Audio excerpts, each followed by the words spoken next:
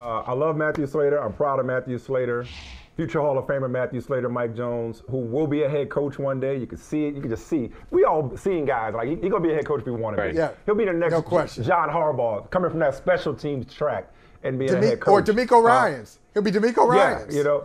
Yeah, yes. I love, though, the decision made by Belichick and LaFleur. I love where the game is going, where common sense and perspective and compassion is taking over. It's the aftermath of the Isaiah Bolden injury, of course, where they just called off the game, called off the joint practices. It was the most significant thing, Mike Jones, that happened so far in preseason. That glimpse into just where we are as a league and as a game right now. But speaking of significance of preseason and speaking of John Harbaugh, the Ravens have a 24-game winning streak in preseason that they're very proud of going on. And Michael, you had a take on that earlier that you've been holding till Mike Jones came on. What was that about this winning streak? Mike that the Jones, Ravens are putting on the line against the Commanders? Please tell me that you're with me and Sam Cosby and that a preseason winning streak, you shouldn't even be keeping up with this. You should not be keeping up with records. I don't know what Kansas City's preseason record was last year. I know they won the Super Bowl. I don't know what Tampa Bay's preseason record was when Tom Brady led them to their first Super Bowl since 2002. I don't know. I don't care. The fact that the Ravens care bothers me. Do you share my passion for this ridiculous accounting that everyone in Baltimore is keeping up with? What's going on here? Yeah, you know I grew up in the DC. You knew I grew up in the DC area, right? And I remember '91, Washington went 0-4 in the preseason, and I'm a kid, and I'm like, oh man, they're gonna be bad, and they won the Super Bowl.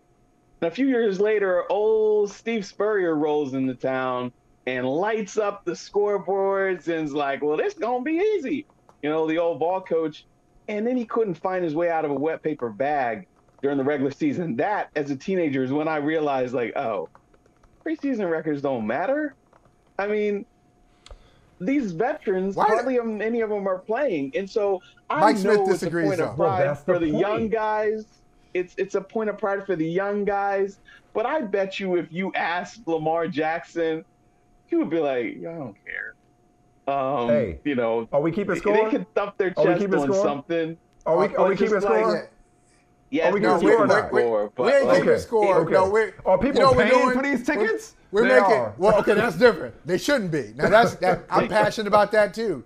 They should not be paying. It's not like, oh, they try to make it a 20-game. It's a 20-game pack. It's not 20 games. It's 17 games, and there are 3 preseason games. That's the whole hustle too from the NFL. I got a problem with that as well. But all jokes aside, and I might be reaching here, but there may be a reason why this is significant. Because y'all know, or at least Mike knows, there's no organization I hold in higher regard than the Baltimore Ravens. And one of the things the Ravens do well, better than anybody, is they draft and develop. They scout players, they find players that fit their system and that go on to success elsewhere, right? Like, maybe winning preseason games, when you're playing so many different people, maybe that speaks to the depth of their organization when it comes to talent evaluation. That's a nice try. Maybe that's why they're proud of it. Maybe they're proud of it because it shows that, like, yo, the people on the end of our bench are playing the same winning football. People that might not even make the team are holding the standard, holding up the. I don't know. Am I reaching there, Mike? Am I reaching? Okay. Yeah, it's a reach because I bet you anything that the Kansas City Chiefs would be like, go have your undefeated preseason. We got Super Bowl. Lombardies. You know, I mean, any team that. It matters what you're doing if you're undefeated in January and February. Yes, again, it's great that they have a deep roster and they play hard, but it doesn't matter. I mean, it really doesn't matter. Okay, I'm glad you said that because the thing that I'm invested in. They got media notes on it. Oh. And they got media notes on it. The thing I'm most invested in, though, and Michael could attest to this because we've been on this show for 3 years and I've been talking about it for 3 years. So there's an ownership change, as you may have heard, when it comes to the Washington Commanders. Yippee. Yes. But that's not going to matter, Mike Jones or Michael Holley, if they don't figure out the quarterback spot. Right. 2022 fifth-round pick Sam Howell is the 4th quarterback in the last decade drafted in the 5th round or later who is slated, of course, to start the season opener along with Trevor Siemian, Nathan Peterman, and Gardner Minshew. I've been a Sam Howell guy or Sam Howell truther since his junior year at North Carolina.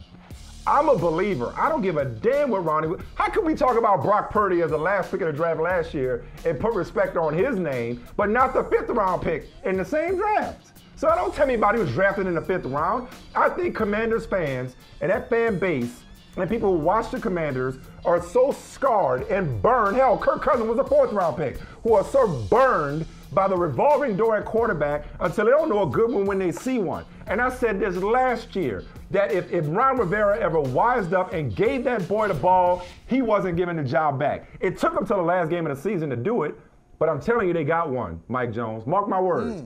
They got a quarterback in D.C. now. I mean, we will see. I think that but you can't compare San Francisco's situation to Washington. San Francisco has not at all. They got an infrastructure. Where, yes. So, they won games with Brock Purdy. They won games with Jimmy Garoppolo. They won games. I mean, they were competitive with Nick Mullins. And I just brought that up in terms of like the stigma of where you were drafted. Where it was drafted.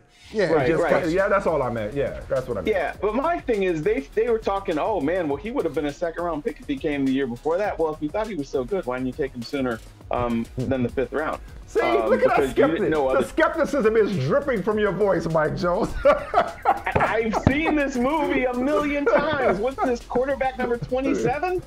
I mean, I hope for my family and friends who are still Commanders fans, I hope that, maybe this can't end the carousel. Well, but, I mean, that offensive line is not very good. So I was there at practice when they were going against the Ravens, and Sam Howell did make some good throws. He's got some good mobility. I think he's kind of like a more mobile Cousins. He's got a quick release, but, he's more mobile. But the thing is that offensive line, man, there were times he'd make a good throw. The next play, he'd drop back, boom, swallowed up by Ravens defenders. So it all depends on what you have in front of you. You can be a great quarterback, but if guys are running through there like turnstile, it doesn't matter. Well, let me ask you this real quick, Mike, because I know Eric Bieniemy's life did not start with the Kansas City Chiefs, his coaching life. I mean, he had a career before he went to Kansas City and Patrick Mahomes, a lot of success there. What is he trying to establish based on what you've seen? What is he establishing offensively in Washington? I think he wants a varied offense. He wants an offense that's going to play hard, that's going to be competitive, that's going to be detail-oriented. That's what he's really been pushing these guys, to do it the right way. Because they have this quarterback. It's a young quarterback, but they got a really talented wide receiver group. They've got talented running backs. Like I said, the question mark is the offensive line. But he wants to prove that, hey, I can really cook something up with this offense, with these players that I have there, but he is preaching to them attention to detail. If they do the little things right, it will pay off. And look, if he can get this team to put points on the board and move the ball up and down the field, there are zero questions, zero arguments that you can make against him and his qualifications as a head coach. So I think part of him, he took this job knowing, hey, there are questions about me, but if I get it done here, like I'm writing my check. I'm gonna leave y'all with this because we got less than a minute left. This might be a conversation for another day, Michael. But this is gonna be music to your ears. I love the Ravens, and I love the Bengals. I didn't put on for the Bengals, and we'll see if the Browns turn the corner. You know who got a lot around him? Kenny Pickett. It looked like enough in front of him. But Pittsburgh got some weapons, dog. Wide receiver, 2 running backs, 2 tight ends. Pittsburgh, your Steelers, Michael. I know that's your squad. Pittsburgh, it might be a problem. And the defense. You didn't even mention the defense. That's just what they do. But they filled in. They had some holes, and Mike Tomlin. Yeah, they had some holes on defense. They've actually filled in some of the holes they've had the last couple of years. Legitimate stars at all 3 levels on defense. 3 Mikes. Mike Jones, we appreciate you, brother. Michael Holley, I'll talk to you later. Thanks for having me. Be good. Hey, thank you for watching Brother from Another. If you haven't hit that subscribe button, go ahead and do that now. Don't forget, you can catch us 3 to 4 weekdays on PeacockTV.com and on Sirius XM Channel 85.